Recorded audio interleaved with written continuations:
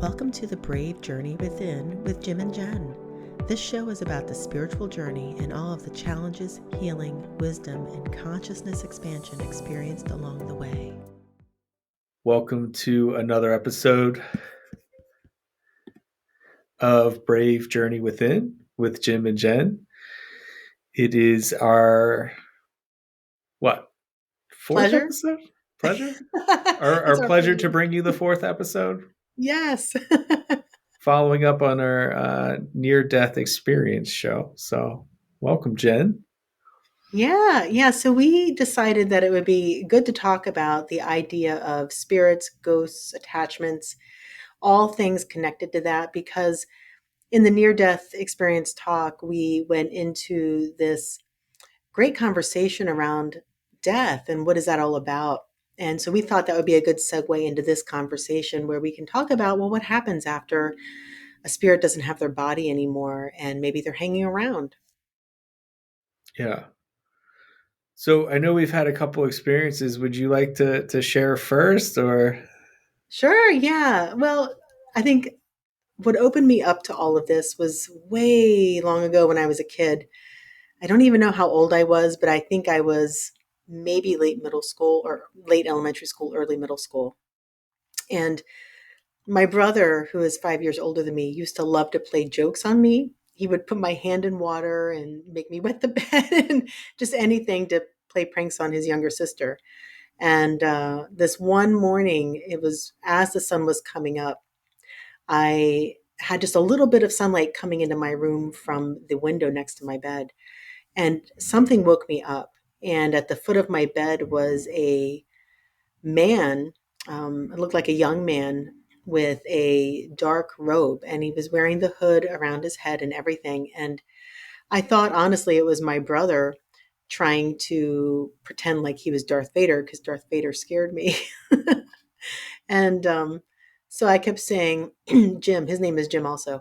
I kept saying, Jim, I see you. You can't do it to me today. You can't prank me. Like, I got this. I see you. And he didn't answer.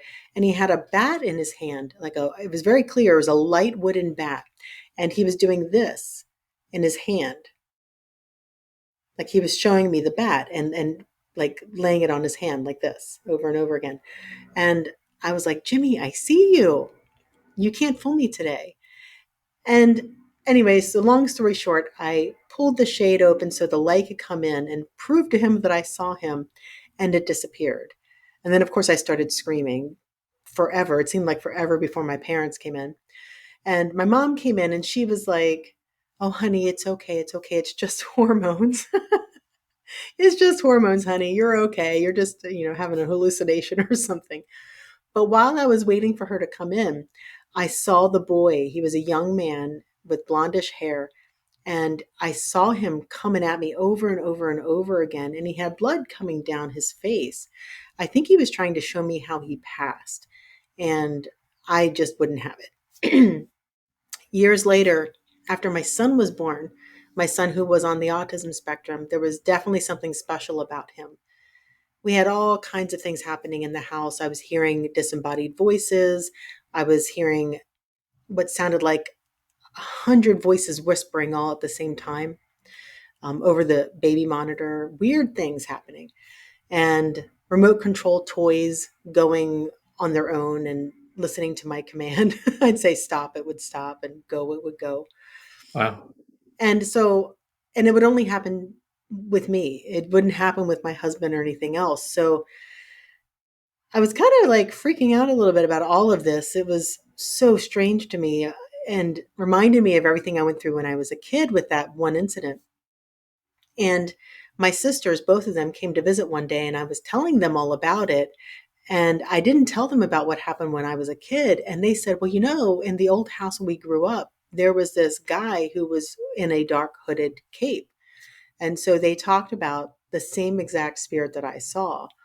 And both of them had seen it, and none of us had ever talked about it with each other. So it validated what I went through when I was a kid and what I saw.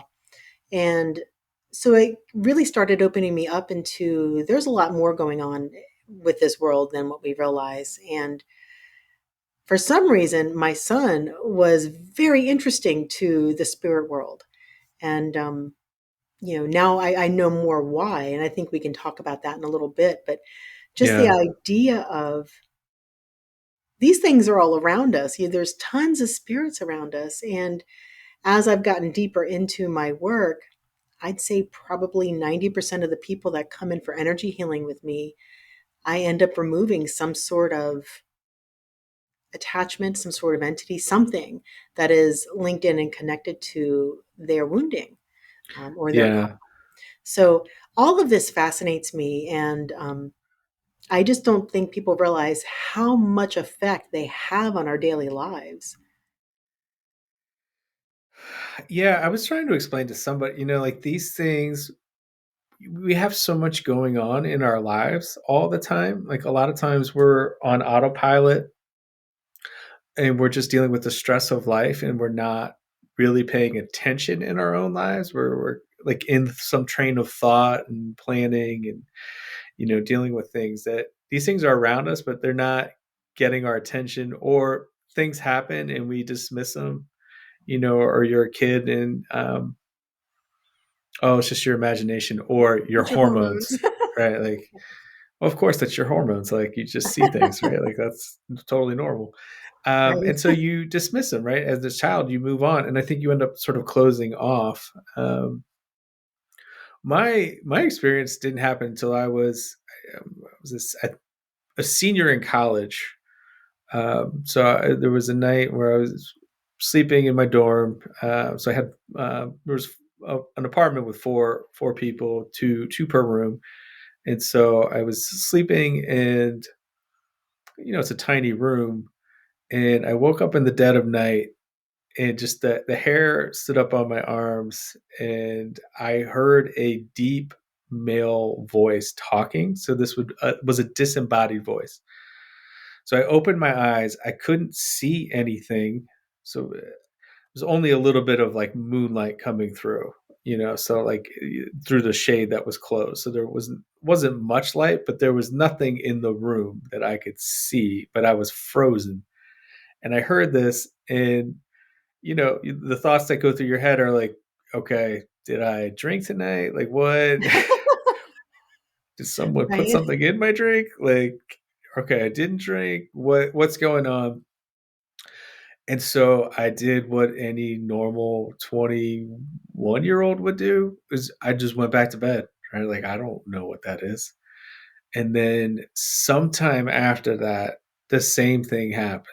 So I'm hearing this deep male voice, and I can't make out what it's saying, but I can tell that it's male, and it is like near my head. So it's intimidating and sort of threatening, right? Like you're so my fight or flight mode was about to go off, but I was in freeze mode at the time because I'm like, what is going on?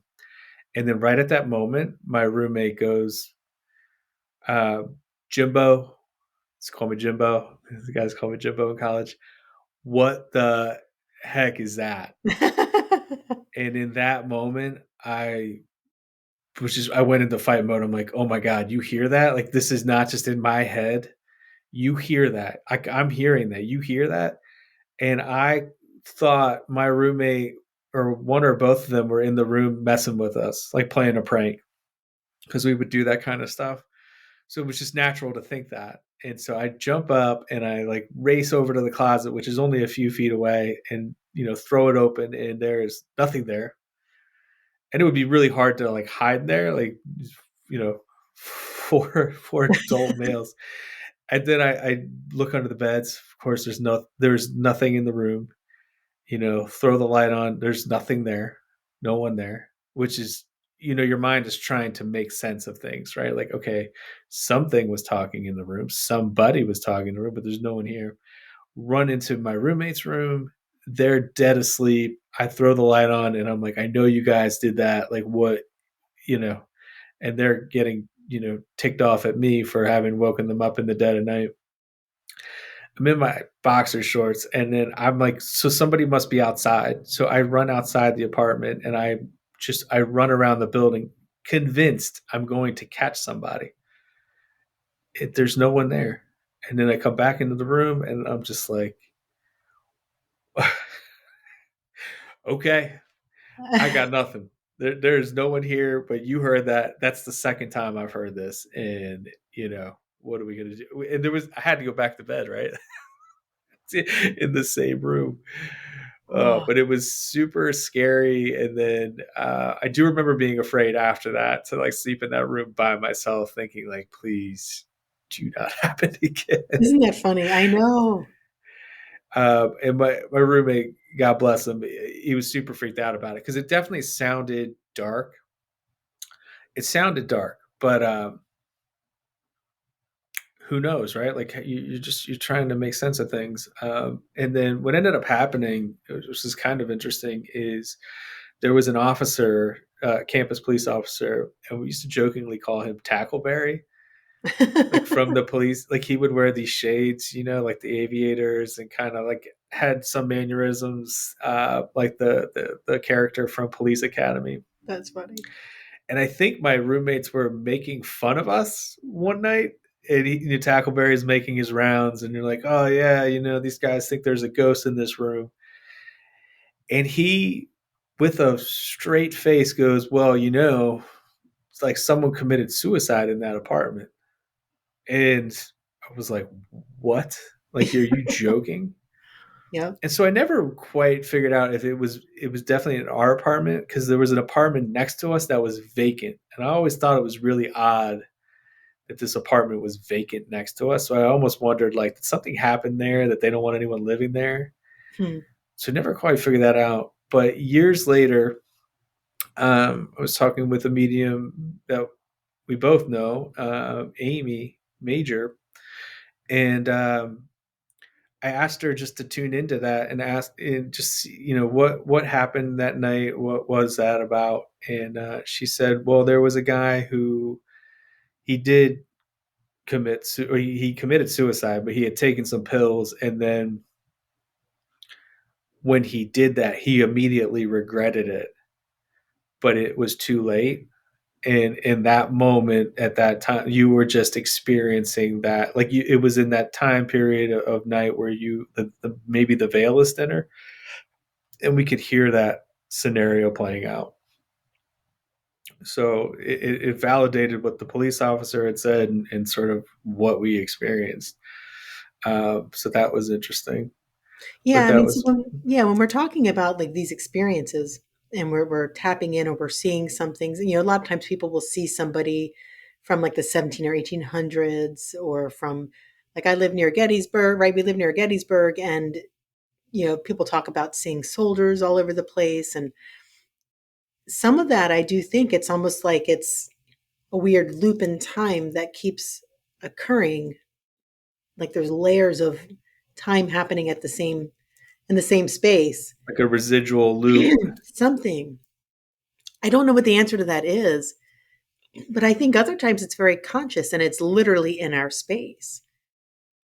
So I don't know.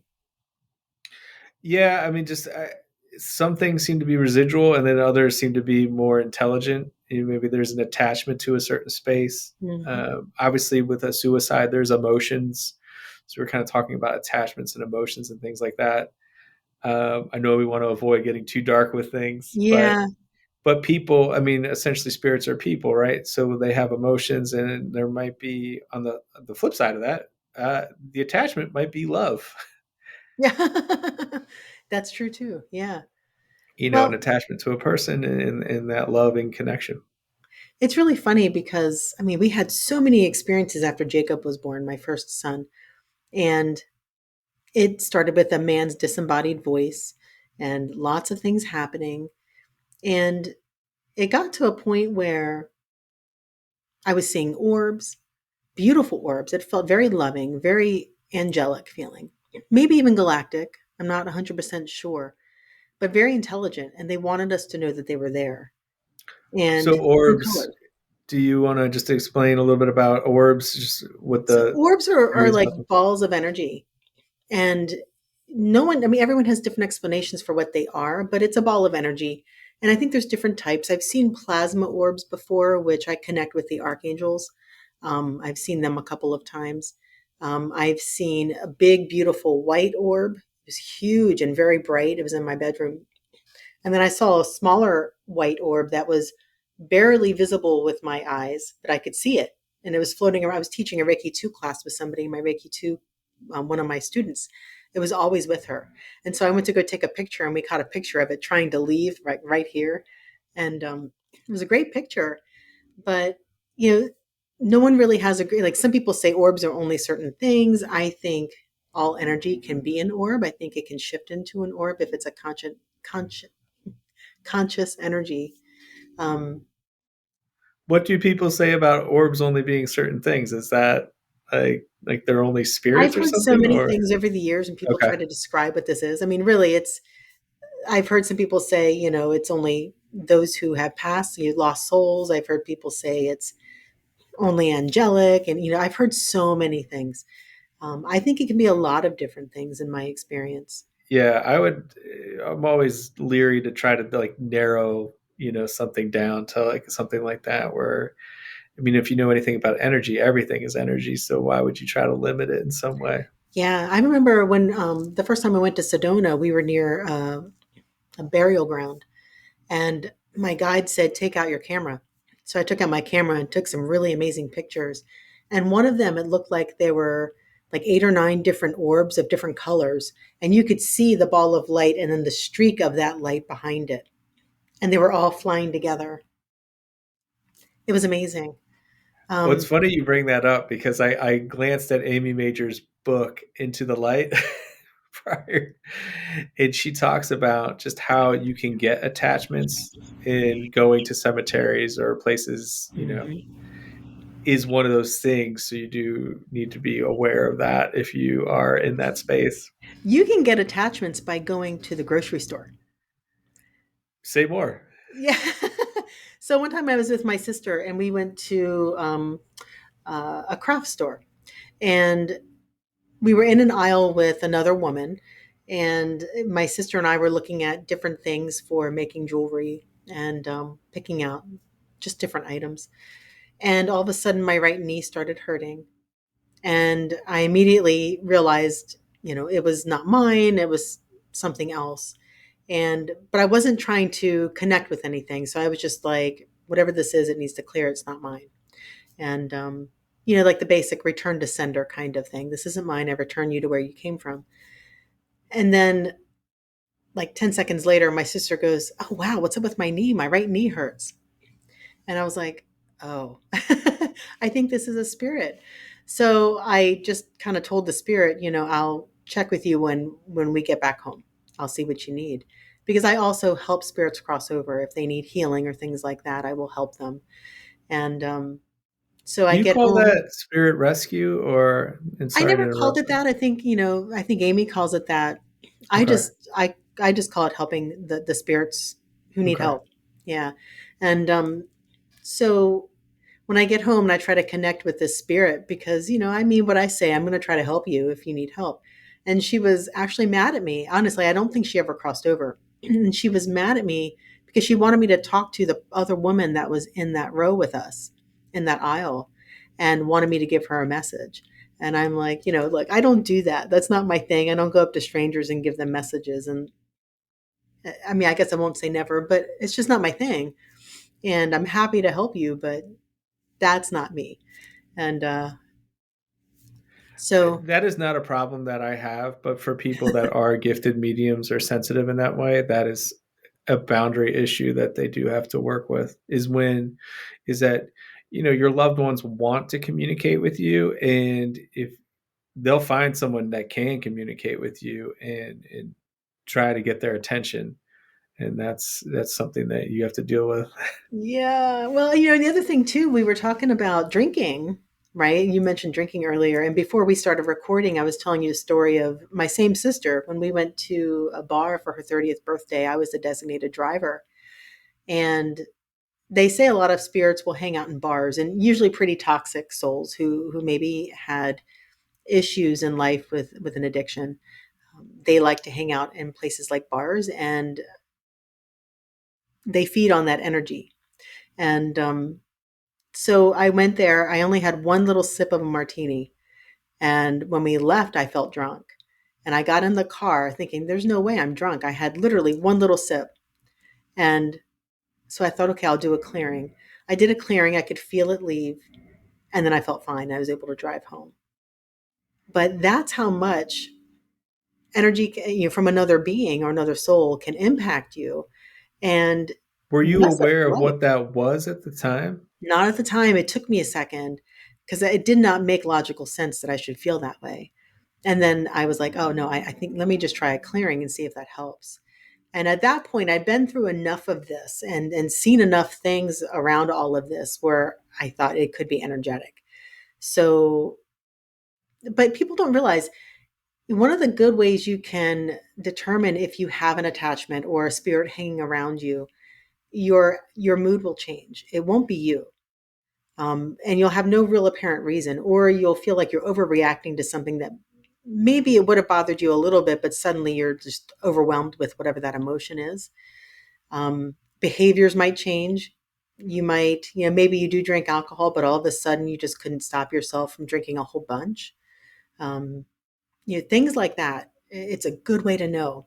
Sometimes there's headaches involved. You might get a headache or feel something from what that spirit experienced. So maybe they pass of a brain aneurysm or something like that. You might actually feel a really bad headache when they're around. I remember reading this one story one time when I was first really starting to understand how spirits can affect us physically. Um, this book was talking about this woman who suddenly had massive behavior changes mentally. She basically went a bit insane. She was not herself and she had to get admitted. And she kept grabbing and scratching at her face. And the doctor that was there didn't know what was going on, but the doctor's wife was very intuitive and she could sense these things and was spiritually minded. So she told her husband that it was a older man's spirit that was stuck in the woman's body and he didn't realize he had passed. And so he was wondering why someone was dressing him up as a woman. And so he kept trying to take off the mask and the makeup. And once that was cleared from her, and I don't remember what they did or how they did it or how it resolved, but once it was cleared, she was totally fine. What would you call that? Is that called jumping or It's funny. I don't consider, I mean, it might have been more like a possession because when an entity will come in, good or bad, well meaning or not, or just confused, they will come in and it shifts things in you. But there's also attachments. Attachments can affect you as well. Um, some people just call it all, like when you're clearing it, whether it's an attachment or a true possession, they call it all depossession because even when it's an attachment, it can still really change you and create difficulty in your life and pain in your body or mood shifts. Um, but my understanding of what happened with that girl, it was more of a possession and kind of by accident. I hmm, don't think the guy knew what he was doing when he came into her body. what would cause that connection? Would it be an emotion or just how would Gosh, that? I think there's Do probably you a have lot any of thoughts on answers. that? Yeah. Well, I can only speak from my experience and what I've read about it, but I think a lot of it is there's confusion. And my understanding of that story, if I remember correctly, was that the guy had memory issues and he was just confused in general. And he somehow got pulled into that body. And maybe she was a really bright light. I know a lot of times people in the spiritual community or those who really work on their vibration and or even just come in with a very loving vibration about them. It's like a moth to the flame. They see that and they're drawn to it. And I think that's part of what happened with my son Jacob. So that's a really good segue into talking about some of this. Um, with my son Jacob, he always had that wise old soul feel to him. Hmm. And immediately we started having weird experiences that we couldn't explain. And, it's just, they're attracted to it. And sometimes it's out of confusion. and they just don't understand, but they're drawn to this energy of that person. Sometimes I think we have an energy about us where we're meant to help them, and somehow they know, even if they aren't aware of it. I think that's why a lot of them were attracted to me. Is once I learned how to do healings for souls who have not crossed over, I started having them bombard me. There was this one time I went to a wedding, and the service and everything, there was a graveyard around it. And, we were there having a good time, whatever. And then by the afternoon, it was an early afternoon thing. By later in the afternoon, I had a little bit of time to take a nap before we went out for dinner. And I was exhausted. That's another good sign that you might be having spirits or entities attached, Yeah. is being tired. Really But I was drained. exhausted. Yeah, I had no idea why, but I was just so tired. And I started to fall asleep. And literally, in my immediate, as soon as I closed my eyes and started falling asleep, which was instantaneous, it was like all these faces came into my field of vision with my eyes closed. And they were like, "Hi, can you hear us? Hello?" And all of them like talking, "Hello, hello, hello."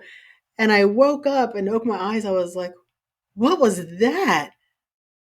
And I closed my eyes again. The same thing happened. "Hello." I don't think she hears us. "Hello."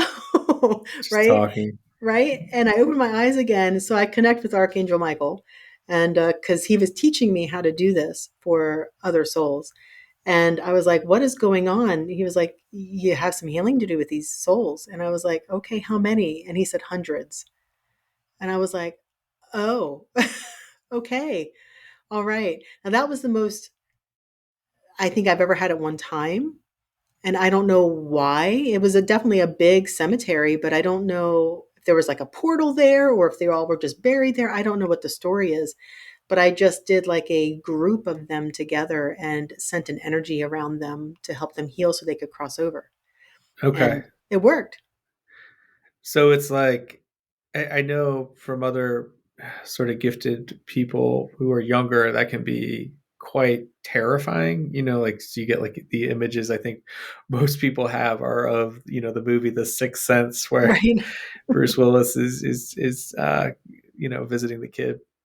Um, but yeah, no, it's interesting that it sounds like you were given that sort of permission. Like these are souls that you have to help, and that's very fascinating.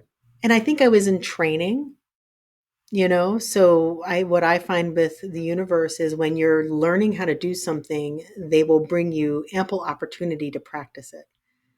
So I don't know about you, but even in practice, when you're in healing or counseling, do you ever have like all of a sudden a certain type of issue will keep coming to you? Like like all these people now with the same core issue suddenly start coming? Yeah, I remember one of my supervisors had lost their father to cancer, and she specifically requested to not have any referrals or new clients that are dealing with that issue because it was a fresh wound. She was grieving the loss of her father, and like the next series of referrals that got tossed her way were people dealing with that issue. It was like that energy somehow, like that frequency was being drawn to her. Yeah. Which when she told me that, I was like, well, maybe just somebody made a mistake. Like how did that get through the cracks? With the intake process and everything else. So that was the first time I'd really heard about that. And then when I went through a divorce, the same thing happened where I was like, I'm not. This is not an issue I'm willing to deal with at the time. And all of a sudden, all these guys like started coming to me, and I'm like, yeah, Yep. Yep. I'm not the guy for you right now. Sorry. Well, the thing is you probably were. So that was the universe trying to help you work your way through it. Because what I've noticed is a lot of times the messages that come through in healing, whether the person's dealing with something I'm dealing with or not, in my own experience, the messages are very clear, like, yeah, this message is for them, but Jen, listen up because this is for you too. And Mm, I think a lot of times we get given the clients that are going to help us step through whatever we're working on, to yeah, come to that awareness, because we often teach what we need to learn, yeah. right? There, so And there is that, yeah, that teach learning, that or yeah, learn teaching. right, yeah, law of one, yeah. Yeah, so I think I look at it as a gift, and in that challenge of trying to help somebody who's struggling with something that you're struggling with, or being bombarded with spirits as you're learning how to help them cross over. I think a lot of times the universe will drop us off into the deep end to see if we can swim. And we have them around as the life raft, right? So we can be saved if we need to, if we can't You can quite make always it. ask for help. Yeah. Yeah, but they're trying to see if we can do it. We've learned everything we need to know in a mental capacity around it, but then we need to practice it. So for people listening, would you say like these things that we're talking about that happen? I'm assuming you agree with me, but maybe you don't. But there are no coincidences. Yeah, I don't think there's any coincidences. That was a hard one for me to swallow. That these things, like the experiences that I just shared with you and that you're sharing with me, like that wasn't by accident. Um, especially when we're talking about death and life and people that we love that have passed or have been ill or whatever. I know we kind of wanted to make sure that we put a positive spin on it. I should say that a lot of times in my practice over the years, I have had a number of people who were in grief or in losing somebody, were visited by their loved one at the time of passing or thereabout. So that's been very nice for me to hear. And I do just want to make sure that people understand that those experiences are, I don't know, I don't think I've had a negative one. Hmm. And they're not all, like in your face. They can be very subtle, like a hand on, the shoulder, or, a spirit appearing, your loved one appearing in a dream, and just communicating that they're okay, that they're in a good place, and not to worry type of thing. Um, a lot of times people that do come and see me are just, they're like, I'm not crazy. I'm like, I know. Right. Most people that are crazy aren't coming in here to ask if they're crazy. You're okay. But just that it's a very loving thing too. So, and if it is even the circumstances behind it, usually that they're met with loved ones on the other side, whether that's a familial type connection or spirit guide, which I don't know was another episode, I Yeah, suppose. right. Let's talk about spirit guides. Yeah. Yeah, that would take a couple hours there. Um, yeah, I think what I want to be clear about too is a lot of times I've had plenty of souls come to me who have not crossed over yet. And sometimes they want help crossing over. Sometimes they just want a little bit of healing because they're not ready to cross over yet, but they could be in a better place in this realm. So I've done both. I'll help them cross over. I'll give them just a little bit of love and healing so that they can feel better here. Um, but they're still not their best until they cross over. Does that make sense? They still have a lot of the unhealed wounds and the toxicity of the human experience, um, that they're holding on to or they're trying to solve. I've met some who are trying to solve their murder, and or they have some sort of relationship issue that isn't resolved yet, or they want to make sure somebody gets the comfort they need before they move on. Um, Yeah, I mean, think about that. We're talking about attachment. Like for yes. someone who's trying to solve a murder, that was one of the more like famous cases that I read about, where a Mhm. person reincarnated it and came back and solved their murder. Yeah, that's crazy. I love that. Um, but just that holding on to that. But yeah, no, that's interesting.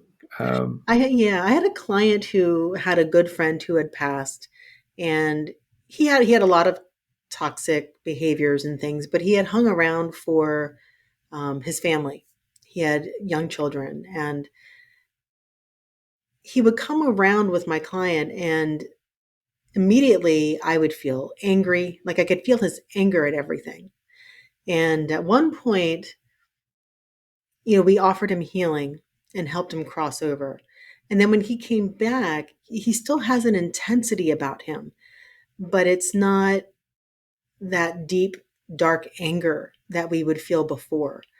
And it's just, I've also seen people where they have loved ones who passed, and maybe they had a really bad time with that person in life and they don't want to connect with them again in a reading or in a healing or something. They don't want anything to do with them, but that person is different once they've crossed over and healed. And they often will come back to apologize or try to, work through the karma of that situation in some way or to help them heal around it. And I just think it's really yeah, important if you're looking to heal to be open to those who have hurt you coming back in spirit and trying to make it right, because they do.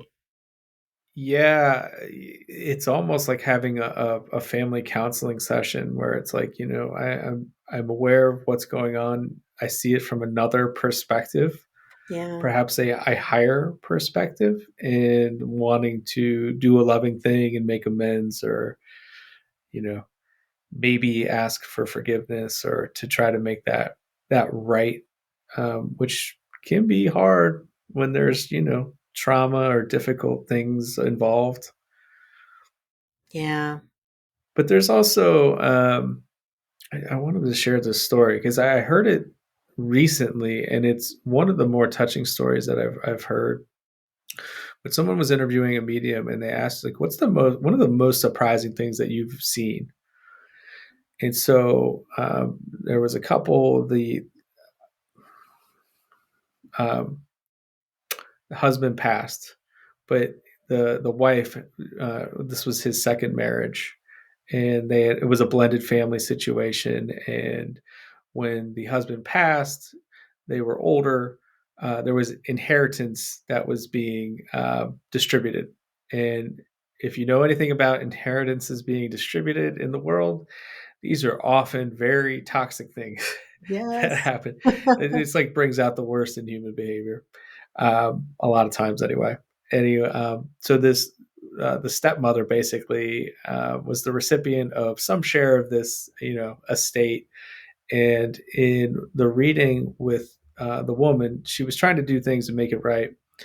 And the medium had a spirit that came in to connect with the woman and the wife, and it was the first wife, and it Wow. surprised her and the woman, and she basically shared, how appreciative and grateful she was for coming in and being the wife to her first husband, and also being a good stepmom, and that saying that this was her fair share and not to worry about it, and just how much she respected her for what she did. And I Wow. just thought that that was like a very, like, for people that go through difficult situations in life, to see that kind of on the other side looking in. I just thought it would offer a really beautiful perspective of things from the other side. And Well, it yeah. shocked the medium, who just thought it was very beautiful. It was like, oh wow, okay. Well, and that's the thing when loved ones come through, and it's definitely a different energy than when I work with the angelic realm or something like that. But when they come through, there's so much love, and I can usually tell if a loved one is coming into a healing because I'll start tearing up and I'll just have an overwhelming feel of human love. It's a different kind of love than what I experience with the angelic level, but it's just so much love. So much will come through, and it's like it's almost like it's coming through every single cell of my body. So if anybody who's hearing this has any doubt that we live beyond this body, um, think again. Like really revisit that and try to find out more information because there's no doubt in my mind, I lost doubt way long ago that there's something beyond this. And it is, it can be absolutely beautiful. Um, Well, maybe we could define that. Maybe that would be helpful. Energy doesn't die, but that we are souls having an experience in this body for a temporary amount of time. And the soul lives on and has multiple experiences in different arenas of the universe. It's maybe a way to put that. yeah. But that it's you're having this experience that's not going to end. This is not the final act. So if you get it right, great. If you don't, and I probably wouldn't even think of it in terms of that, just like enjoying the experience for all that it is, the good and the bad. Yeah, I totally agree. And I think we come here with certain goals in mind, certain things that we're trying to experience as a soul, and different ways we're trying to create expansion in our awareness. And sometimes we nail it, sometimes we don't. And but there's always room to try. You know what I mean? There's always room for growing and expanding, no matter what happens. Do you? I, Someone asked me the question after our more recent episode. They said you mentioned the word soul or soul pods, Hmm. and they were like, "What does that mean? What is your understanding of that?" Well, I refer to it more as soul family. Okay. But soul pod, I think it goes hand in hand with my understanding. I look at it like similar types of beings or similar groups, maybe even of the same original energy. I'm not really sure how all that works. Supposedly we're all part of God, but my understanding of it, and, I'm always open to learning more, is that, there's like, if this was God, then there's these split offs, and then more split offs, and then more split offs, right? And I don't know how all that works, but there is such a thing as like twin flames. So there are two versions or two parts of the same energy. So there's like similar vibration there, or the same vibration, however you want to look at that. But to me, it feels like, and I've met a number of people who I feel like are part of my soul family or my soul pod, but we're working on similar things together too. But it also feels like very similar energy. A lot of the people I've met that I really feel like are in my soul family, there's a certain energetic feel to them. Like it's like it is not just I recognize them. It's because I have had that where I'm like, oh, I know you. I feel like I've known you. But it's deeper than that. There's like a vibration with it that I can only now say I can experience that because I didn't know what that was back then when I first started having this experience with the idea of soul family. Hmm. But what I feel like, it's kind of like, I think a lot of the people in those soul families are learning similar things. So mine, I think, are a lot of healers. I think we tend to be healers and teachers of a certain vibration and maybe of a certain lineage. I don't know how else to put that. Um, but that said, like I don't really know. That's just Yeah. how it feels to me. Yeah. So from a past life regression standpoint, I sort of describe it just simply as people we like to play with. Yeah. You know, we're picking roles in a play, and yeah, no, come on, you're on my team. Let's go. Yeah, I totally agree with that. And I would say that there seems to be different levels. So I've experienced meeting people like my son Jacob, I know is in my soul pod or soul family, but I also feel like he's more advanced and he often teaches me in the lives that we're in. And so I feel like he's helping me to become a better healer or intuitive or teacher or whatever it is, right? I feel like he helps me with that. And I've had past lifetime regressions where that will be shown to me as well, and like he's been Yeah. in many of my lives and guiding me along the way in the ways that he does, but My awakening me. daughter humbles me too. She's a Yes, master teacher for me. yes, right. I just love it. I love it. I think our kids are often our greatest teachers, but I think there's a reason for that.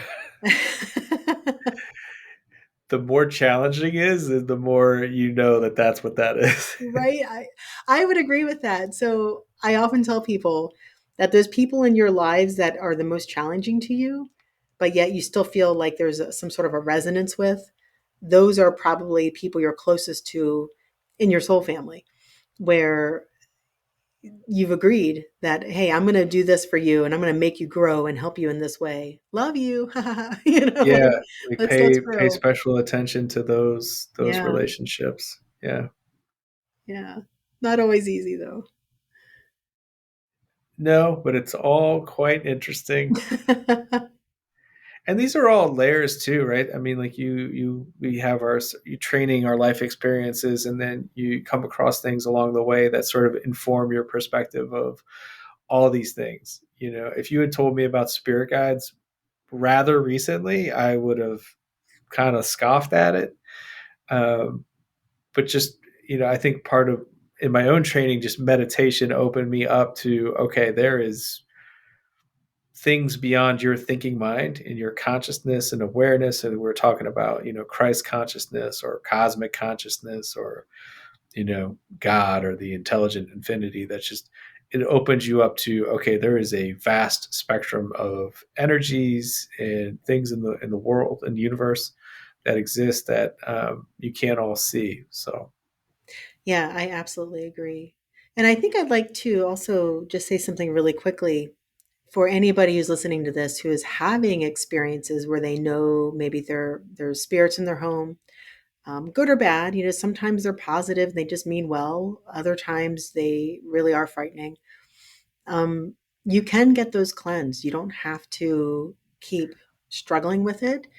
You can go to a medium and find out if there's messages because it could be loved ones. Sometimes loved ones are really persistent. They want you to know that they're there. Um, it might not be helpful. It might have been somebody who passed away in that space, and maybe it would be good for them to cross over. Um, and it would just be better for everybody if they did. yeah, you're not powerless, right? So Right. you have free will, and the biggest way to work with energy is your intention. So if something is happening that you don't want, like, you can express that assertively. Absolutely. Yeah, but lovingly. uh, and by assertively I mean safe and respectfully. Yeah, definitely, definitely be in your power and don't be in fear. Yeah, absolutely. um, so yeah, so thank you, Jen. Yeah, And thank you. yeah, for anyone that wants to learn more about us, please take a look in the show description for links to our websites and other ways that you can connect with us. Happy to hear any comments or questions that people have or things they want to hear us talk about. We are open to feedback. So thank you. Absolutely. Thank you guys. Bye. Bye. We are so grateful that you joined us. Check out the description to learn more about us and also for additional resources to help you on your journey.